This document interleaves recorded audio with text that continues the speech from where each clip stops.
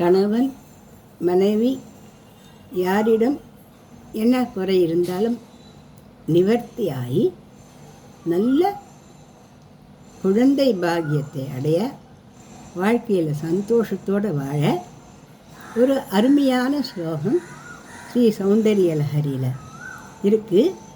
அந்த ஸ்லோகம் ஸ்ரீ சக்கரத்தை வர்ணனை பண்ணுற ஸ்லோகம். இந்த ஸ்லோகத்தை நான் இதில் கொடுக்க போகிறேன். இந்த ஸ்லோகத்தை நீங்கள் கேட்டுட்டே வாங்க. எல்லா ராத்திலையும் சந்தோஷமாக குழந்தைகள் பிறந்து மகிழ்ச்சியாக இருக்கணும் அப்படின்ற ஆசையில் தான் நான் இதில் கொடுக்குறேன். ஸ்ரீமூல பிரகிருதயே நமஹ தத்புத்ராவாப்யர்த்தம்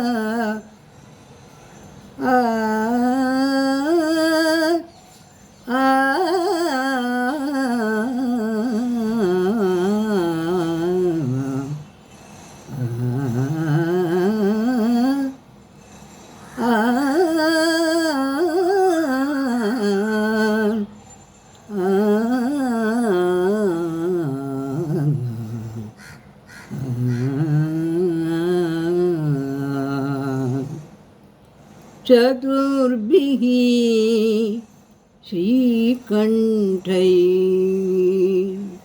शिवयुवतिभिः पञ्चभिरपि प्रभिन्नाभिः शम्भो नवभिरपि प्रकृतिभिः चतुश्चत्वारिंशत्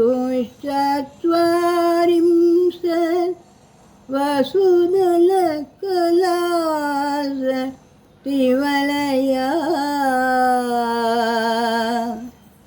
त्रिरेकाभिः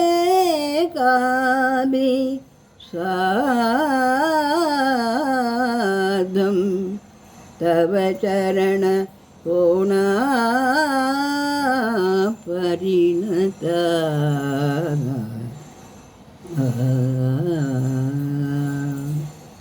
இந்த ஸ்லோகத்தினுடைய பொருள் என்ன அப்படின்னா, ஸ்ரீ சக்கரத்தினுடைய ஸ்வரூபம் இந்த ஸ்லோகத்தில் கூறப்படுகிறது.